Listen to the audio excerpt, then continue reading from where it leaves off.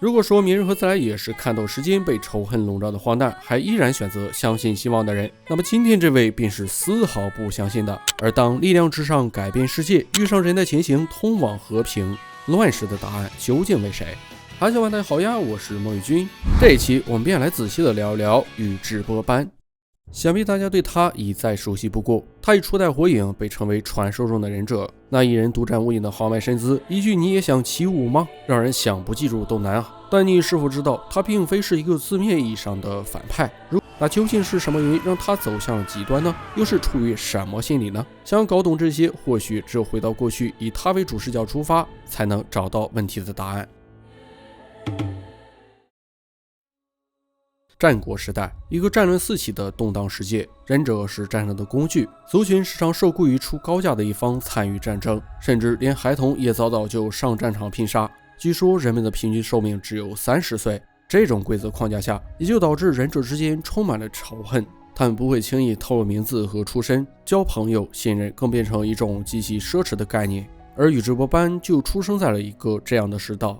他身处的宇智波一族与千手一族世代为敌，每当有国家雇佣了宇智波，敌对国家就会雇佣千手，彼此争斗不断。某一天，厌倦了战争的两个少年在湖边偶然相遇。起初他并不知道对方是千手一族的人，他能以竹间解释，似乎是命运的指引。而每当斑想逃离这个残酷的世界，就会来到这里以获短暂的安宁。想必对方也是如此。他与竹间一起嬉笑打闹，一起畅聊未来。和平是斑心中的梦想，也是他们共同的目标。相信只要不断变强，总有一天大人们便不会无视自己的意见。斑是一个极其重视感情的人，他已失去了太多，唯独这个弟弟，不论发生什么事，他想用尽全力守护。而听到斑的决心，竹间便提出在这里建立一个属于他们自己的村落，然后让村子成为不让孩子们自相残杀的地方。斑听着竹间的发言，哈哈一笑，又认真地说，如果真有这种村落，那我就要在这个一眼望尽的地方守护弟弟。说完，他便开心地笑了。这个反应，即便他心中觉得这不切实际，但还是愿意去相信这个可能。而双方交换石头，代表他们一起追逐理想的约定和羁绊。而后来回到族群里，斑知道竹间的身份是千手一族，家族的人本想利用斑在与其见面之时将竹间拿下。不过二人虽然立场不同，但心中的羁绊还在。隔岸相望的他们将石头还给了对方，也正是因为二人都留下提示，他们彼此才得知这是一场阴谋。然而家族的人还是发生争斗，这里似乎是一个终极难题，在家人与朋友面前，哪一边更重要呢？斑与竹间的答案出奇的一致，他们纷纷都站在各自的家人身边，这也就意味着二人的约定的理想在现实面前不堪一击。斑，你真的要放弃吗？好不容易跟我有同样的。斑当然不愿意放弃，但现实是竹间乃千手一族，而他是宇智波，他的兄弟就是被千手的人杀死的，而他们手上也沾过千手的鲜血，这让斑意识到双方互相理解什么的根本不可能，只好留下一句下次再见，便是以敌人的身份。后来斑就抱着杀死朋友的觉悟拉开了战争的帷幕，日复一日，年复一年。等注意到时，斑和竹间都已经成为了各自族群的族长担当。此时的竹间依然没有放弃二人当初的梦想，大战中又要和斑握手言和。可是斑却更加的确认理想的不现实，因为他一直想守护的重要之物不在了。千手飞剑的攻击导致弟弟最终失去了生命，同时弟弟留下的宝贵遗产使他的眼睛也进化成了永恒万花筒斜轮眼。在失去亲人的这种恨意和痛苦中，竹间所说的停止战斗听起来就像一个小鬼的发言，幼稚且无聊至极。竹间还有要守护的人，有支撑梦想前进的动力，可斑又如何呢？保护弟弟是斑的信念，是支撑他意志的重要之物。可现在他已经失去了所有的兄弟，所谓的梦想又还有什么意义呢？谁能做到与仇家握手呢？这场战斗历时1天，斑最终还是输掉了，原因很可能就是斑信念的崩塌。而就在飞间准备动手杀死他的时候，竹间及时喝止，他想唤醒那个曾经有梦想的斑，可是于他而言，这根本就是空谈，更不可能再像以前那样。此时他已无任何遗憾，唯有死亡才是最好的解脱。可竹间却不打算这么做，问斑如何才肯愿意相信他们。斑停顿了一会儿，提出，如果想彼此互相理解，那你现在就杀了自己的弟弟，不然就自杀给我看，这样就扯平了。而令斑没想到的是，竹间居然真的打算告别这个世界。这份觉悟，这份相信的力量，在这个充满仇恨的黑暗世界里，比见到鬼都难得。它就像一道明亮的光芒，让班从绝望中看到希望。够了，我明白你是真心的了。班阻止了朱坚自杀，也预着他做出相信对方、相信理想的选择。也可以认为，一直偏现实主义的人跟着朱坚走上了理想主义的道路。再后来，宇智波与千手握手言和，并建立了一个名叫木叶的村落，和平真的就这样到来了。这一切就犹如梦境一般。村子越来越大，族群越来越多，就需要有人担任村长，统一管理。朱坚倒是有格局，准备让班去担任，并让他保护村里的人，把同伴当兄弟。而这也就相当于是帮班找到一个以羁绊作为信念上的支撑和动力。但问题也随之出现。飞剑听说这事是相当不满意，美其名曰顺从民意，火影的位子不能这么草率。虽然朱坚非常努力的在帮班争取，但搞来搞去，最后还是朱坚当上火影。这一系列操作也将班从短暂的理想梦中拉回到了现实。他预测到未来第2代火影大概率由朱坚的弟弟飞剑继承，到那时宇智波一族迟早会被慢慢消灭。想清楚一切，他便准备带族人离开村子，重寻生路。然而族人已经沉浸在这个虚假的和平之中，无法自拔，没有一个人愿意跟他离开。当初无法保护自己的弟弟，如今答应他要保护宇智波一族也无法兑现了。村子里的同伴从来就不信任他，保护同伴当兄弟，从一开始就只是自娱自乐罢了。或许那时我应该让你杀你弟弟，你当我是兄弟，为了村子，亲弟弟和我，你能杀掉哪一个呢？果然如班所想，朱坚无法给出答复。朱坚的阻拦其实是多余的，也正是因为班了解朱坚，他才能看清合作互助其实是无声的战争，这就是现实。高傲如班，宇智波一族的最强首领，难道要为了生存逢迎献媚吗？绝无可能。那既然如此，何不各走各的路呢？恰巧他从宇智波一族记录历史的石碑之中窥见了6岛仙人留下的话语，也是在这里，班觉得自己找到真正的梦想与和平的答案。不过在前往这条路之前，他准备好好享受与朱坚的战争。而纵观班与朱坚的故事，其实不难发现，他们之间的战争并非实力的比拼，实乃双方和平理念的对碰。村子即是朱坚刚刚达成不久的梦想，若干年后班攻击木叶的行为，就是想彻底否定对方的梦想以及对和平的理念。因为在班的视角里，朱坚的乌托邦是不现实的，是不和平的，同时也是班向朱坚提出的终极拷问：梦想重要还是朋友重要？而这里便是被后人称为终结之谷的地方。班操控着九尾与开启现任模式的朱坚大战300回合，实力上来说，班又一次输掉了。朱坚也用实际行动给出了回答：不管是朋友、兄弟、骨肉，以村子为敌的人，我绝不饶恕。如果说这之前班可能还对2人的目标抱有一丝丝幻想，那么这下则彻底没了，因为当初那个朱坚已经变了，这样做根本就是本末倒置，那会成为村子的黑暗。然后话没说完就被朱坚结束生命。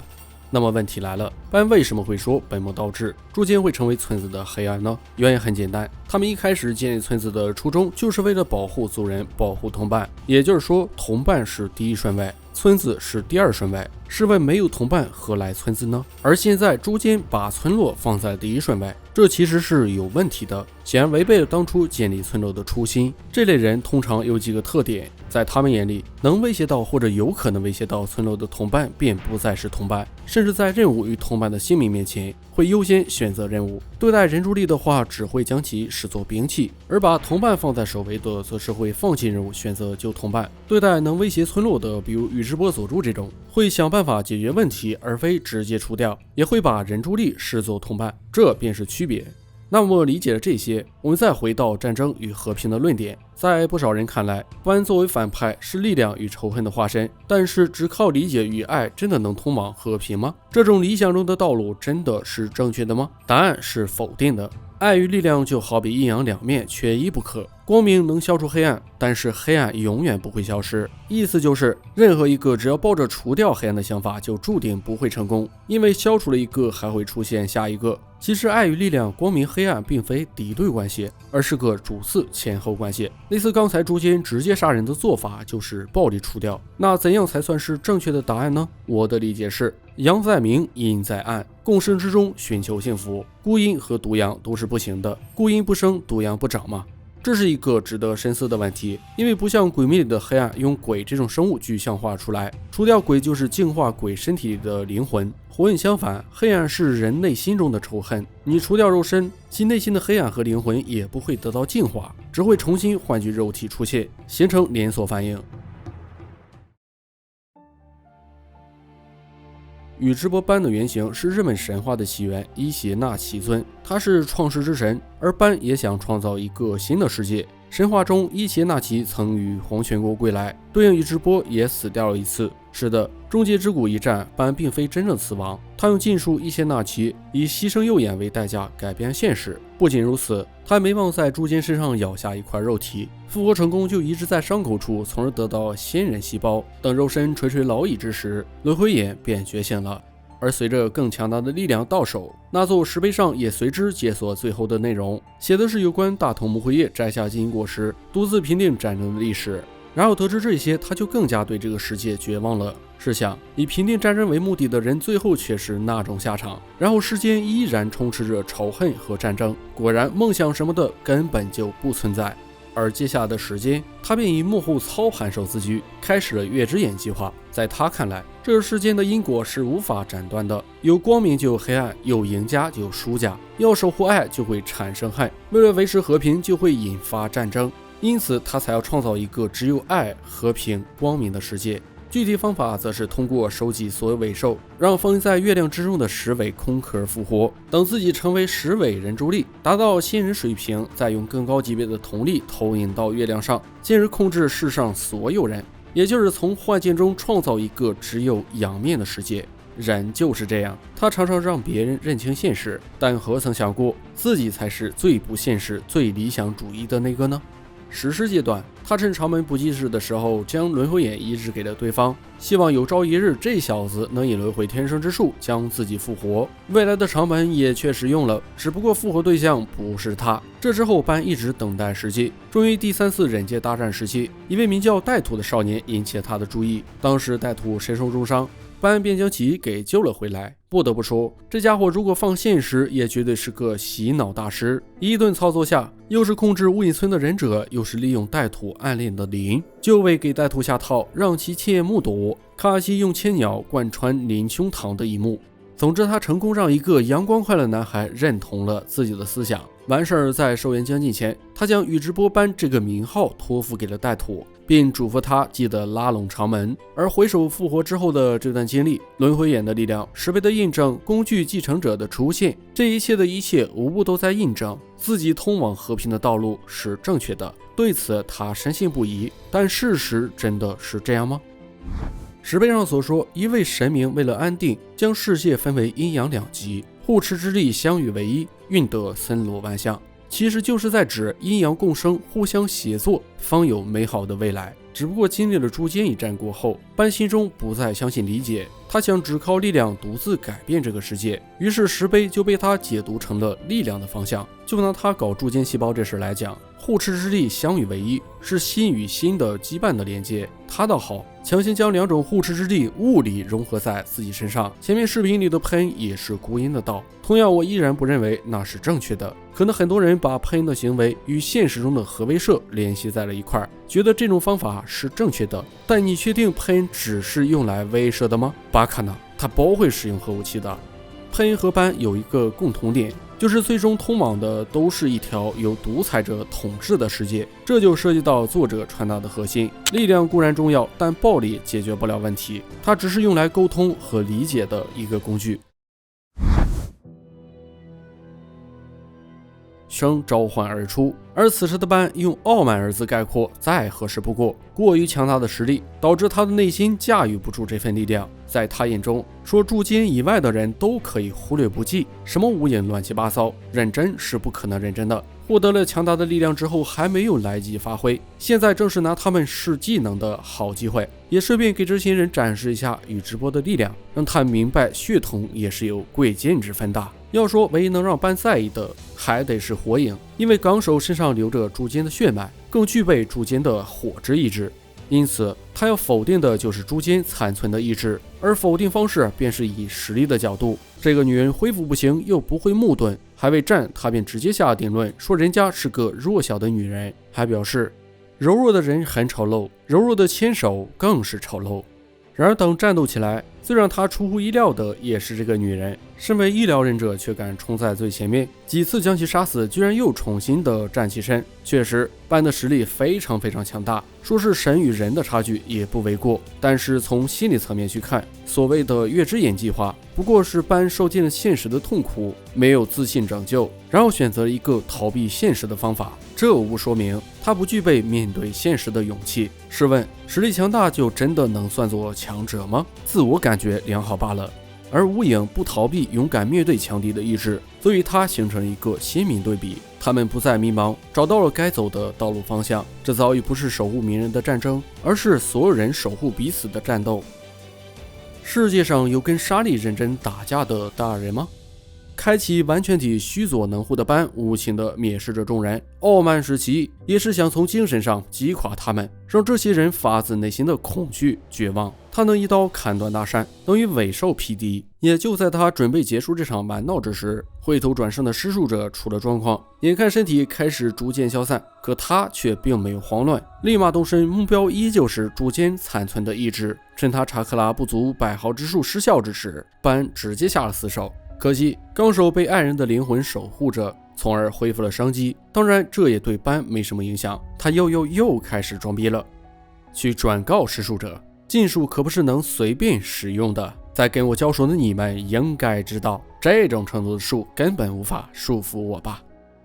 回头转生竟被他轻易破解，不死的身体，无限的查克拉，更强的力量又一次被他得到了。他随手解决掉无影后，来到了歹徒这边，发现8尾9尾都在这里，就展开了一场大战。而这里的鸣人便与班形成了一个对照关系。鸣人体内的灵魂，也就是意志非常坚定且强大。之前师兄一招神罗天征，让鸣人体会过了失去羁绊和战争带来的痛。从那次他就已经知道了怎么去面对仇恨。要知道暴力只会催生新的仇恨，他没有对师兄暴力复仇，既守护了爱又没有产生仇恨，也就代表着破除班口中所谓要守护爱就会产生恨的因果。那从这一点来看，鸣人的心境早已超越了班。还有几点，鸣人这边讲的是一个团结，所靠的是联合所有人的力量。这股力量有一个特点，就是分散的，班则是将力量汇聚自身。鸣人更重视彼此心与心的羁绊连接，班把一切当可利用的工具。鸣人是以精神传递为主，班则以眼睛之类的高贵血统为尊。如果说鸣人是班阳面的对照，那么谁是班阴面的对照呢？没错，是佐助。二人同为宇智波，也开启了轮回眼，并且他们都有仇恨，也制造过仇恨。相比于陷入仇恨因果循环的班，佐助则从仇恨中找到自己的救赎之路。再就是班认为人类注定就会互相仇恨，是一种被诅咒的宿命，与牵手世代战争也是宿命，不可改变。而佐助不同，他得知自己和鸣人是因陀罗和阿修罗的转世，世代争斗的宿命后，并没有人命。最后从价值观、世界观来说，班认为自己是凌驾世界之上的救世主这么一个角色，发现世界有问题就正义出手，让其消失，然后自己重新定义。佐助则不是这样，他把自己当成是这个世界循环当中的一个个体，从荒诞残酷的现实中找到一条通往幸福的道路，也就是暗中守护。就从心里你得接受世上有仇恨这种东西啊，对不对？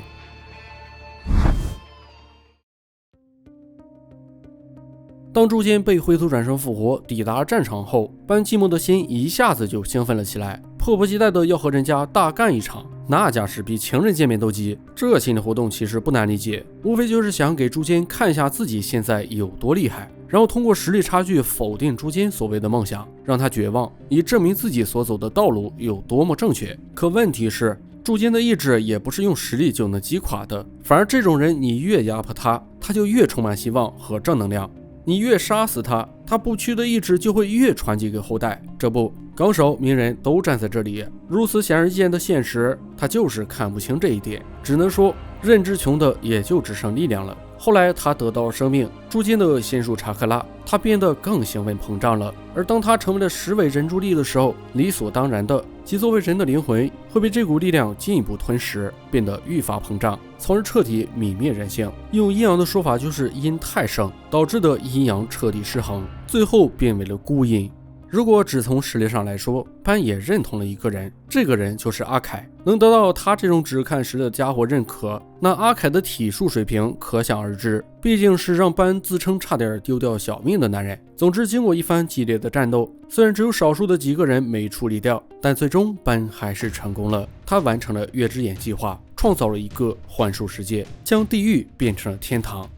但是主宰世界的那个人却不是他。当他以为结束的那一刻，惊讶地发现自己游戏结束了。这致命一击来得太突然，转折充满了戏剧性，与他表现的强大实力、傲慢的性格冲突过于强烈，让人很难相信一个终极大枭雄、无敌的班爷居然就这样无了。当时给我看的是一脸懵。其实这是作者的一种讽刺，他所谓的计划是黑爵引导的结果，所谓石碑上的历史也是黑爵修改了六道仙人留下的信息。可怜他还以为黑爵是他的意志化身，殊不知他以为的都是别人让他以为的。他把别人当工具，以幕后操盘手自居，却自始至终都没认清自己也是别人的工具，这何尝不是可悲的呢？而他的退场方式讽刺意味就更加浓烈了。喂，他膨胀的好厉害呀！他吸收太多查克拉，自己撑不住，所以才会膨胀的。没错，他因力量膨胀而爆炸。你说班是邪恶的反派吗？我想这并没有一个标准的答案，无法说是，也无法说不是。这个角色就是如此的矛盾，他又何尝不是忍者规则下的受害者呢？他又何尝不是被骗的那个呢？但不管怎么讲，最起码他自己认为自己是正义的一方。这里咱们提出一个可能性，假如当时建立村落之后，就不要想着去做火影，要做的应该是主动退居幕后，忍受一切，默默的在暗中守护村子，与筑间形成一阴一阳，就像鸣人佐助一样。要知道，太阳始终要在白天的，月亮始终要在黑暗中的。月亮妄想与太阳同框，那怎么能行呢？非间的不信任其实没关系，因为信任的建立是需要时间的，是需要用行动来证明的。人都是会改变的，欠缺的是相信自己有让别人认同自己的能力。总之就是先不要管别人的看法，做好自己该做的，找到那条属于自己且正确的一条路才是唯一答案。只可惜没有如果，终于在人生的最后一刻，他清醒了过来，发现曾经在他眼里天真幼稚的道路才是正确的。你和我的愿望都没有达成啊，怎么可能这么简单就达成？我们活着的时候能做的事就只有那样而已，所以必须把愿望托付给后人，让后人替我们达成。你还是一样很天真啊，总是这么乐观，但是说不定你这样才是对的。我的梦想已经破灭了，但你的梦想还有机会实现。最后两人彻底敞开了心扉，他不再绝望，不再孤独。虽然肉身都已凋谢，但是班的灵魂却找到了归处。他们会在另一个世界把酒言欢，永远不会是敌人，而是以兄弟的身份。那么宇智波斑的故事我们就讲到这里，如果喜欢就3连支持一下我吧。好的，我是梦君，咱们下期视频不见不散。